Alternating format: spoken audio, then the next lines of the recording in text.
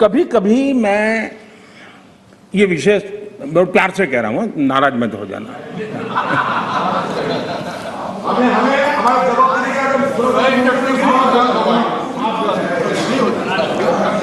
मुझे कभी कभी माननीय अध्यक्ष जी ये विचार आता है, उनके बयानों से, उनके कार्यक्रमों से, उनके कर्तृत्व से, जिस प्रकार से आप बोलते हैं, जिस प्रकार से मुद्दों से जुड़ते हैं, ऐसा लगता है कि आपने मन बना लिया है कि 100 साल तक सत्ता में नहीं आना है।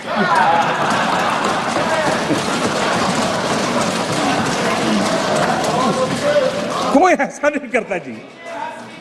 थोड़ी सी भी आशा होती, थोड़ा सा भी लगता है हाँ यार देश की जनता फिर से फुलहार करेगी, तो ऐसा नहीं करते जी। और इसलिए खैर अब आपने ही तय कर लिया है 100 साल के लिए, तो फिर मैंने भी तैयारी कर ली है।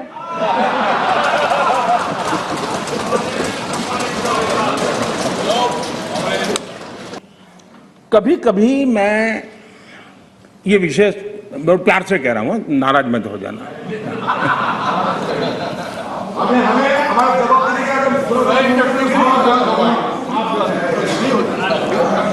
मुझे कभी कभी माननीय अध्यक्ष जी ये विचार आता है, उनके बयानों से, उनके कार्यक्रमों से, उनके कर्तृत्व से, जिस प्रकार से आप बोलते हैं, जिस प्रकार से मुद्दों से जुड़ते हैं, ऐसा लगता है कि आपने मन बना लिया है कि 100 साल तक सत्ता में नहीं आना है। सुबह होते ही शुरू हो जाते हैं। एक पल आप लोग, एक पल मोदी के बिना नहीं बिता सकते। अरे मोदी तो आपकी प्राण शक्ति है। अब आप खड़े ही हो गए हैं तो मैं नाम दे करके बोलना चाहता हूं, इस कोरोना काल में कांग्रेस ने तो हद कर दी।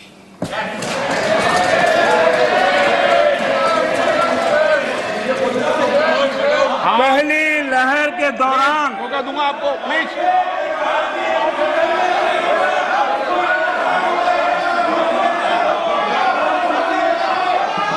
देखिए माननीय सदस्य, प्लीज बैठिए, ये तरीका ठीक नहीं है। आपको मैंने पर्याप्त, प्लीज बैठिए, please please please please please. माननीय अध्यक्ष जी, अभी तो मैंने सिर्फ इतना का हद कर दी। देश का पहला प्रधानमंत्री हाथ ऊपर कर देता है, हाथ ऊपर कर देता है। आगे क्या कहते हैं? देखो जी, आपके काम की बात है। आगे कहते हैं, पंडित नेहरू जी आगे कहते हैं, अगर अगर अगर अमेरिका में भी कुछ हो जाता है तो इसका असर भी वस्तुओं की कीमत पर पड़ता है। उनको ये इंतजार था कि कोरोना वायरस मोदी की छवि को चपेट में ले लेगा। बहुत इंतजार किया और कोरोना ने भी आपके धैर्य की बड़ी कसौटी की है।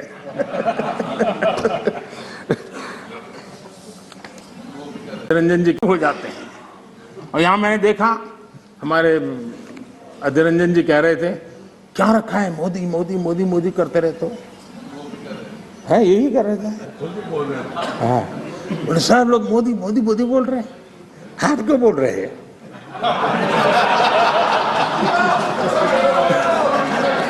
आप लोग सुबह सुबह होते ही शुरू हो जाते हैं। एक पल आप लोग, एक पल मोदी के बिना नहीं बिता सकते। अरे मोदी तो आपकी प्राण शक्ति है। मोदी जी प्रधानमंत्री, इसलिए मोदी जी का नाम तो करना ही पड़ेगा।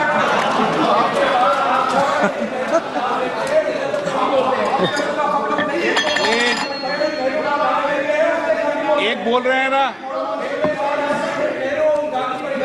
माननीय अध्यक्ष जी, चलो बैठिए। कुछ लोग देश के नौजवानों को, देश के एंटरप्रेन्योर्स को, देश के वेल्थ क्रिएटर्स को, उनको डराने में आनंद आता है, उनको भयभीत करने में आनंद आता है, उनको गुमराह करने में आनंद आता है। देश का नौजवान उनकी बातें सुन नहीं रहा है, इसके कारण देश आगे बढ़ रहा है। ऐसे महंगाई पर कांग्रेस के राज में पंडित नेहरू जी ने लाल किले से क्या कहा है, वो जरा आपको मैं बताना चाहता हूं। पंडित नेहरू देश के पहले प्रधानमंत्री लाल किले से बोल रहे हैं। देखिए, आपकी इच्छा रहती है ना, मैं पंडित जी का नाम नहीं बोलता हूं, आज मैं बार बार बोलने वाला हूं। आज तो नेहरू जी ही नेहरू जी।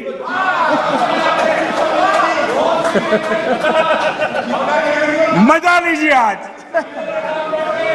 आपके नेता कहेंगे मजा आ गया।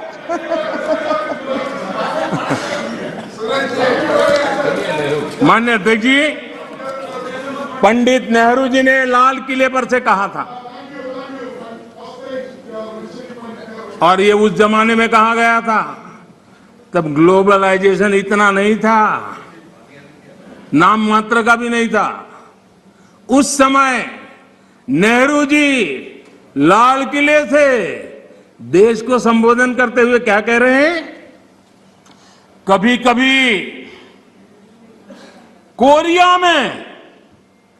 कोरिया में लड़ाई भी हमें प्रभावित करती है। इसके चलते वस्तुओं की कीमतें बढ़ जाती है। इति नेहरू जी, भारत के पहले प्रधानमंत्री।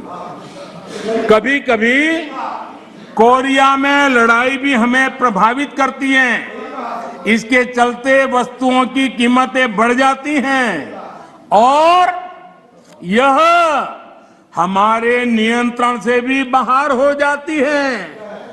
देश के सामने देश का पहला प्रधानमंत्री हाथ ऊपर कर देता है, हाथ ऊपर कर देता है। आगे क्या कहते हैं? देखो जी, आपके काम की बात है। आगे कहते हैं, पंडित नेहरू जी आगे कहते हैं,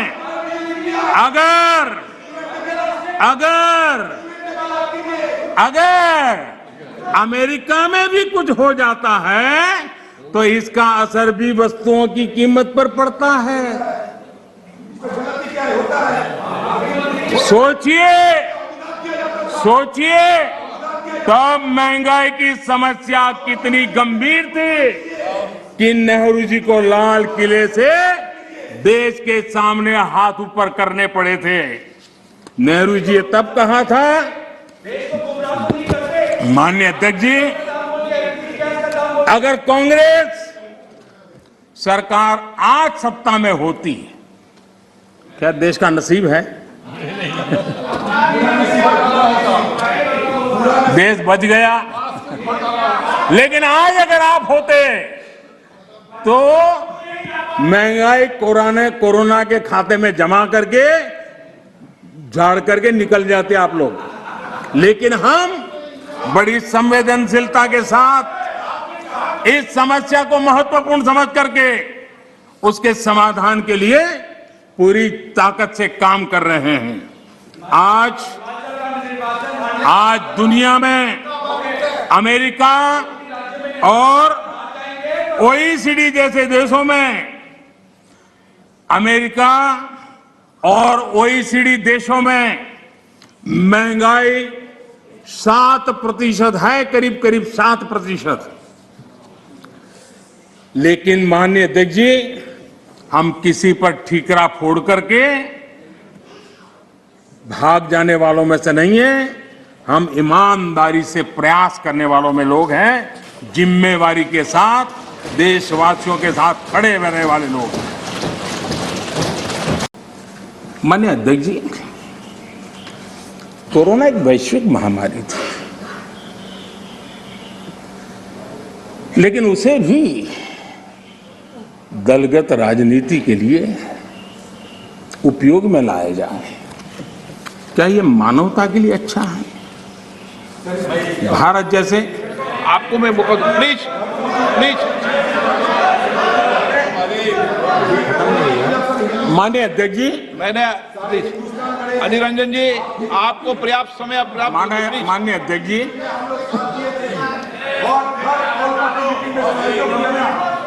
प्लीज प्लीज माननीय अध्यक्ष जी, मैंने तो किसी का नाम नहीं दिया।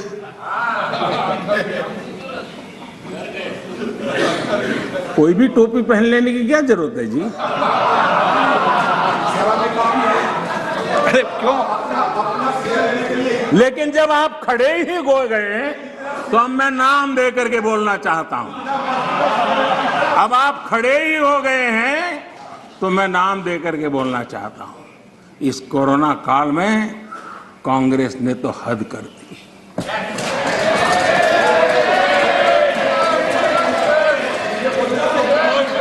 पहली लहर के दौरान मौका दूंगा आपको, प्लीज।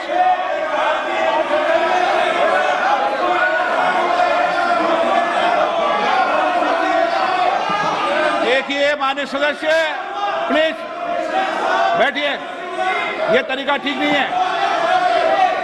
आपको मैंने पर्याप्त, प्लीज बैठिए, please please please please please. माननीय अध्यक्ष जी, अभी तो मैंने सिर्फ इतना का हद कर दी। प्लीज। पहली लहर के दौरान आपको मैंने आप देश जब पर्याप्त अवसर दिया था, लॉकडाउन का पालन कर रहा था, जब WHO दुनिया भर के लोगों को सलाह देता था, सारे हेल्थ एक्सपर्ट कह रहे थे कि जो जहां है वहीं पर रुके। सारी दुनिया में यह संदेश दिया जाता था, क्योंकि मनुष्य जहां जाएगा, अगर वो कोरोना से संक्रमित है तो कोरोना साथ ले जाएगा। तब कांग्रेस के लोगों ने क्या किया? मुंबई के रेलवे स्टेशन पर खड़े रह करके मुंबई छोड़कर जाने के लिए प्रोत्साहित करने के लिए मुंबई में श्रमिकों को टिकट दिया गया, मुफ्त में टिकट दिया गया, लोगों को प्रेरित किया गया कि जाओ महाराष्ट्र में हमारे पर जो बोझ है वो जरा कम हो, और जाओ तुम उत्तर प्रदेश के हो, तुम बिहार के हो, जाओ वहां कोरोना फैलाओ। आपने ये बहुत बड़ा पाप किया, अफरा तफरी का माहौल खड़ा कर दिया। आपने हमारे श्रमिक भाइयों बहनों को अनेक परेशानियों में धकेल दिया। और माननीय अध्यक्ष जी, उस समय दिल्ली में ऐसी सरकार थी जो है, उस सरकार ने तो जीप पर माइक बांध करके दिल्ली की झुग्गी झोपड़ी में गाड़ी घुमा करके लोगों को कहा संकट बड़ा है, भागो, गांव जाओ, घर जाओ। और दिल्ली से जाने के लिए बसें दी, आधे रास्ते छोड़ दिया और श्रमिकों को लिए अनेक मुसीबतें पैदा की। और उसका कारण हुआ कि यूपी में, उत्तराखंड में, पंजाब में जिस कोरोना की इतनी गति नहीं थी, इतनी तीव्रता नहीं थी, इस पाप के कारण कोरोना ने वहां भी अपनी लपेट में ले लिया। माननीय अध्यक्ष जी, ये कैसी राजनीति है? मानव जात पर संकट के समय ये कैसी राजनीति है? ये दलगत राजनीति कब तक चलेगी? आदरणीय अध्यक्ष जी, कांग्रेस के इस आचरण से सिर्फ मैं ही नहीं, पूरा देश अचंभित है। 2 साल से देश 100 साल के सबसे बड़े संकट से मुकाबला जूझ कर रहा है। कुछ लोगों ने जिस प्रकार का व्यवहार किया, देश उससे सोच में पड़ गया है। क्या ये देश आपका नहीं है? क्या ये देश के लोग आपके नहीं हैं? क्या उनके सुख दुख आपके नहीं हैं?